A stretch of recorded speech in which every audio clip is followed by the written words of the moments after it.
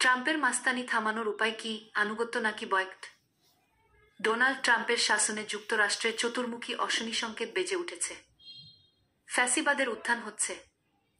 শিক্ষা, শিল্প, সংস্কৃতি, বিজ্ঞান, সামাজিক কল্যাণ, মানবিক কল্যাণ ও স্বাস্থ্য ব্যবস্থা ভেঙে পড়ছে। 250 বছর ধরে যুক্তরাষ্ট্রে যে জাতীয় অবকাঠামো গড়ে উঠেছিল তার পুরাটাই আমাদের চোখের সামনে ধসে পড়ছে। কেউই এটা থামাতে সক্ষম নন বলে মনে হচ্ছে। সে কারণেই প্রতিরোধের ব্যাপারটা এখানে নিরর্থক। ট্রাম্পের একের পর এক সিদ্ধান্তের মুখে চাকসুমারের মতো ডেমোক্র্যাট নেতারাও অসহায়। বিশ্ববিদ্যালয়গুলোর সভাপতিরা এবং ট্রাস্টি বোর্ডের সদস্যরা ভয়ে কাঁপছেন। ট্রাম্পের আংটিতে চুমু দেওয়ার জন্য প্রধান আইনি সেবা প্রদানকারী প্রতিষ্ঠানগুলো সারি বেঁধেছে। প্রযুক্তি খাতের টাইটানরা ভোক্তাদের স্বার্থের কথা চিন্তা না করে ট্রাম্পের কাছে ধরনা দিচ্ছেন। বিদেশি শিক্ষার্থীদের আটক করা হচ্ছে, বন্দিশিবিরে রাখা হচ্ছে। ফেডারেল বিচার বিভাগও এমনকি ট্রাম্প প্রশাসনের বিরুদ্ধে যখন কোনো রায় দিচ্ছে তখনও বাস্তব কোনো প্রতিরোধের উপায় বলতে পারছে না। মার্কিনদের মধ্যে অনেকেই ট্রাম্পের এইসব কর্মকাণ্ডকে সমর্থন দিচ্ছেন। তার অন্ধকারের রাজপুত্র ইলন মাস্কের কৌশলের প্রতি মার্কিন নাগরিকেরা ব্যাপক বিরূপ হলেও ট্রাম্পের প্রতি সমর্থন আগের জায়গায় রয়েছে। 5-4% মার্কিন মনে করেন ট্রাম্প তার আগের প্রেসিডেন্ট জো বাইডেনের চেয়ে ভালো করছেন। দীর্ঘদিন ধরে ঘনিষ্ঠ মিত্র এমন সব দেশের সঙ্গে সম্পর্ক ধ্বংস করছেন ট্রাম্প।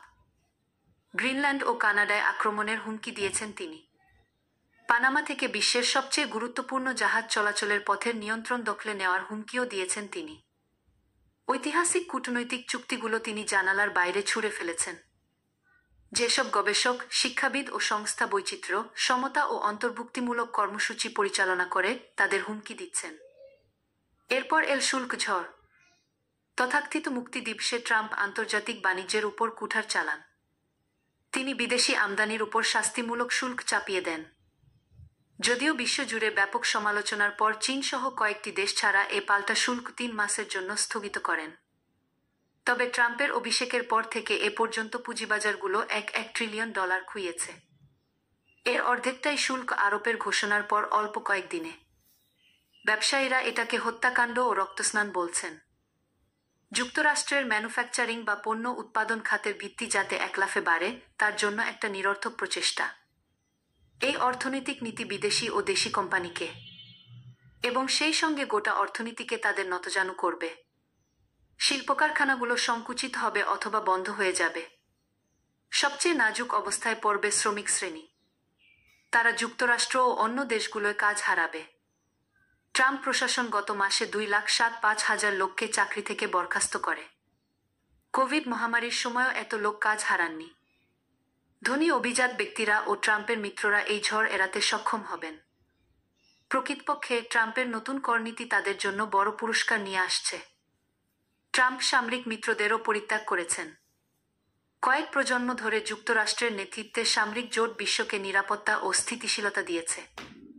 রাশিয়ার হুমকির সামনে ইউরোপকে নিঃসঙ্গ ফেলে চলে গেছেন ট্রাম্প।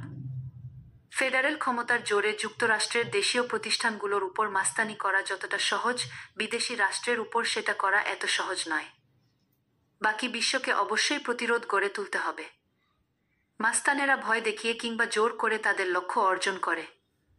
কিছু দেশ মনে করছে সবচেয়ে ভালো পথ হল যুক্তরাষ্ট্রের পণ্যের উপর আমদানি শুল্ক তুলে দেওয়া এবং চুক্তিতে যাওয়া। তারা ট্রাম্পের কাছে করুণা ভিক্ষা করতে চাইছে। কিন্তু ট্রাম্পকে বিশ্বাস করা যাবে কিংবা তার সঙ্গে চুক্তি করা যাবে সেটা নিয়ে যথেষ্ট সন্দেহ আছে। এই মাস্তানি রুখে দেওয়ার সবচেয়ে সেরা অস্ত্র হচ্ছে সংহতি। একমাত্র সংগঠিত ও সমন্বিত প্রতিরোধই সেটা পারে। জোচ্চোরকে এটা দেখানো জরুরি যে একসঙ্গে সবার শক্তি তার চেয়ে বেশি। তবে এটা একটা জটিল প্রক্রিয়া। ইউরোপ কখনো ঐক্যবদ্ধ কণ্ঠে কথা বলেনি। ইউরোপ কখনোই তার সবচেয়ে ঘনিষ্ঠ মিত্র ও বৈশ্বিক পরাশক্তি কাছ থেকে বিশ্বাসঘাতকতার শিকার হয়নি। পরস্পরের সঙ্গে বিরোধ থাকা দেশগুলো কি নিজেদের অভিন্ন স্বার্থে একমত হতে পারে না? ইউরোপের ভাগ্যের জন্য এসব প্রশ্নের উত্তর খুব গুরুত্বপূর্ণ। সেটা করতে ব্যর্থ হলে রাশিয়ার প্রভাব বলে থাকা ইউরোপের বেশ কয়েকটি দেশ বিপদের মুখে পড়বে। ট্রাম্পের আমলে যেমন একই ধরনের বিপদের মুখে পড়েছে গ্রিনল্যান্ড, মেক্সিকো ও কানাডা। হিটলার ইউরোপ জয় করে ফ্যাসিবাদের বোঝা চাপিয়ে দিয়েছিলেন। আজ আবার ইউরোপের ঘাড়ের উপর ফ্যাসিবাদ নিঃশ্বাস ফেলছে। আবার সেটা ঘটলে কি হবে? যুক্তরাষ্ট্রের উপর ভরসা করা ছেড়ে দিন। ট্রাম্পকে তার অপরাধের মূল্য চুকাতে দিন। মাস্তানিকে জিততে দেওয়া যাবে না। এদিকে ট্রাম্পের শুল্কনীতি মন্দার চেয়ে খারাপ পরিস্থিতির শঙ্কা করছে সারা দুনিয়া। শুল্ক আরোপ করে বাণিজ্যিক অংশীদারদের বড় চাপের মধ্যে রেখেছেন যুক্তরাষ্ট্রের প্রেসিডেন্ট ডোনাল্ড ট্রাম্প। একবার শুল্ক আরোপ করছেন তো আরেকবার স্থগিত করছেন। ফলে বিশ্ববাজারে চরম অনিশ্চয়তা সৃষ্টি হয়েছে। পরিস্থিতি এমন পর্যায়ে পৌঁছেছে যে বিশ্লেষকেরা মনে করছেন এই অনিশ্চয়তার অবসান না হলে মন্দার চেয়ে খারাপ কিছু হতে পারে। চলতি মাসের শুরুতেই বিভিন্ন দেশের উপর পাল্টা শুল্ক আরোপ করেন ট্রাম্প। পরে সেই শুল্ক ৯০ দিনের জন্য স্থগিত করলেও ফাড়া কাটেনি চীনের। দেশটির উপর শুল্ক বাড়িয়ে বরং ১.৪-৫% করা হয়। তবে শুক্রবার চীনের উপর আরোপ করা ওই শুল্ক থেকে কিছু প্রযুক্তিপণ্যকে ছাড় দেওয়ার ঘোষণা দেয় হোয়াইট হাউস।